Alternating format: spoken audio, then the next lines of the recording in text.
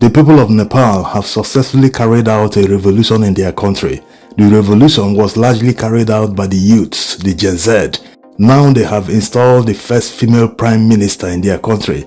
Before her inauguration, they warned the president to appoint her as the prime minister. Failing to do that they will come after him. And he did as the people told him.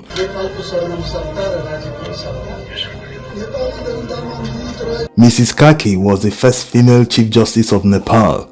Now she's broken another record as the first female prime minister.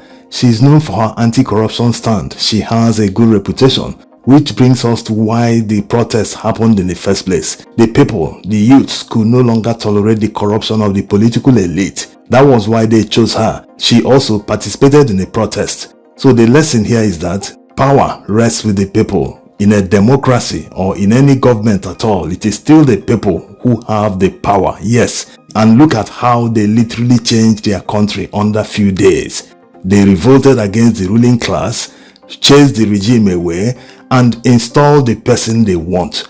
When they started exposing the corruption of the political elite in power, they were posting videos on social media instead of the government at the time to listen to the people, to try and be performative about the whole thing, make it look as if they are fighting corruption, that they are against it. They should have just set an example with one person. Yes, scapegoat one person to prove to the people that, hey, it's not actually what you think. They should have capitalized on the negative news against them and turned it to a positive news, but they failed. Instead of listening to the people, what did they do? They banned social media apps. They tried to block access to many social media apps in Nepal so as to force the people to stop posting and exposing their corruption. Is that the way to go? No. Just like what is happening in Nigeria. A journalist exposed the state of health, the state of hospitals in Kebbi State. Instead of the governor, who is always seen in videos they post on social media, you see him commissioning one project or the other. Instead of him to thank the journalist and say, thank you for bringing this to our notice. We didn't know something like this exists. The journalist simply exposed a hospital where this man lying on a metal bed without mattress, without foam, without anything. And another hospital that was flooded, and people were still receiving treatment in a flooded hospital. So instead of the governor capitalizing on this negative thing to turn it to positive, he would have just led a media team to the hospital that was flooded and toured the entire place, asking the staff on camera, this place is flooded, why didn't you report? Who is the MD of this place? Who is this? Who is in charge? Why didn't they bring this to my office to make me aware that something like this exists in Kebbi State? Also, the other hospital where a man was seen lying on a metal bed, he would have done the same thing. The people wouldn't even make a buzz about it. And in a few months' time, or maybe in 1 month, he will make another tour revealing that they have carried out a proper renovation. He didn't do all this. This was a chance for him to prove himself, to turn negative to positive. But because they are so consumed with politics, they are so consumed with things that don't matter, they didn't think about it this way. They were only after the exposure. People have seen that hospitals were flooded and all that. They were just looking at the bad publicity instead of taking advantage. And another bad thing the governor did was to arrest the journalist. For what reason? This is free speech. Even under military, they wouldn't do this. Why do these politicians conduct themselves as emperors? We're in a democracy. You are just a governor. That doesn't make you any different from any other citizen of Kebbi State or any other citizen of Nigeria for that matter.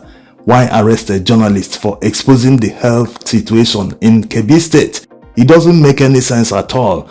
And the policemen that arrested the journalist, including the Commissioner of Police of Kebbi State, they should be ashamed of themselves. They keep proving to Nigerians that they are for the highest bidder. They can't just be carrying out illegal orders, even if it's from the president or the governor. No, you are there to serve the public. Anyone that tells you to arrest someone, you should question the person. What did he do? For what reason are we going to arrest him? Yes, tell them you will conduct an investigation before arresting anyone. As a matter of fact, it is not the responsibility of citizens, whether the governor or other commanding officers, to just wake up and ask the police to arrest someone. No, there has to be a procedure. There has to be a crime before the police can step in. No one should be calling police to order and telling them do this, do that. No, this is the crux of the problem in this country. Anyone that goes against the people in authority, they just invite police, go and arrest that person. They just use police to intimidate people. This should stop in this country. The reason these impunities, corruption, abuse of office, intimidation of citizens, assault on citizens, all these continue because Nigerians don't react to anything.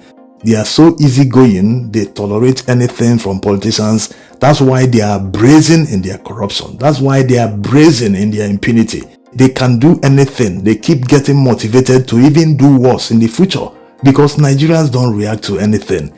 If you make a side-by-side comparison between Nepal and Nigeria, you will see that the politicians in Nepal, the money and corruption, what they stole, might not even be up to 2% of what Nigerian politicians steal. But imagine, the people of Nepal didn't hang around complaining about it. They simply took action, removed the corrupt politicians from power, installed someone they have hopes in, an anti-corruption fighter who will use her office to fight corruption.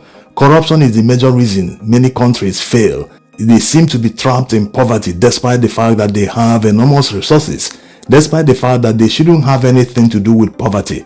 But because of corruption and selfish interests of their leaders, they are perpetually trapped in corruption. They can't seem to transition from third world to even second world, not to talk of first world country. If the people of Nepal could unite and fight against the elites that are stealing from them, what about Nigeria, where the political elite have stolen more than $600 billion? Yes. So you can imagine what that money would have done to Nigeria's economy. They continue to steal, especially under this administration, an administration that continues to borrow billions of dollars despite removing petroleum subsidy, despite telling Nigerians that the money for subsidies should be diverted into other sectors that will develop this country.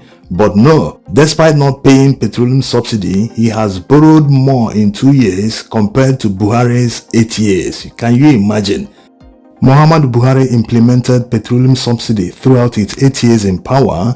He also borrowed from foreign financial institutions. He also printed an equivalent of $50 billion in Naira. But despite all he did, he still maintained a relatively stable economy compared to what we have now in Nigeria. Inflation has gone up by more than 200% compared to what was obtainable under Muhammadu Buhari. Are we going to talk about the price of petrol? It has gone up by more than 400%. What about exchange rate? It has gone up by more than 200%. The official exchange rate under Muhammadu Buhari was less than 500 naira to $1. The black market rate at the time hovered around 700 naira to $1. Now, under this administration, dollar at one point reached 1,900 naira to $1. It has come down a bit. It's now selling for about 1,500 naira to $1. So you can see the situation is worse today, and they are so brazen about their incompetence. Anyone they see criticizing them, the person is immediately hounded and targeted by the police. They arrest the person, start intimidating and assaulting the person just to break that person, just to make sure the person never ever tries to criticize them. This isn't democracy, this is oppression. In fact, even when Nigeria was under the colony of Britain, they never treated Nigerians this way. So why should our own brothers be treating Nigerians this way? It doesn't make any sense. The reason this persists, like already said, is because Nigerians never react to anything. The day Nigerians wake up and start reacting to their nonsense and start telling them to their faces, no, power belongs to the people, you can't treat us like animals. No. The very day Nigerians rise up to demand good governance, to tell politicians that they are not their slaves, you will see Nigeria will change. Politicians will sit up and start seeing Nigerians as their bosses, that they are the people they are working for, that they weren't elected to office to become emperors, to become kings. No, things will change. And looking at what happened in Nepal, it should motivate Nigerians that changing the country isn't actually hard. The reason people don't take action is simply because they believe that it will take enormous powers, enormous effort, sometimes impossible to change the system. No, it starts by Nigerians believing that it is possible. It starts by Nigerians resolving not to tolerate nonsense from politicians anymore. It starts by Nigerians being motivated by patriotism, not distracted by ethnicity, religion, and other things politicians use to divide us. Nepal is also a multi-ethnic country, but that didn't divide the people of Nepal. They still united under one cause and chased away the corrupt politicians and took back their country. This is very possible if Nigerian politicians refuse to change. If they continue with their brazen corruption and intimidation and assault on the intelligence of Nigerians, if they continue this way, then it means that they have not learned any lesson, and that revolution that has been brewing in Nigeria, it will only be a matter of time before it happens, not when. Thanks for watching.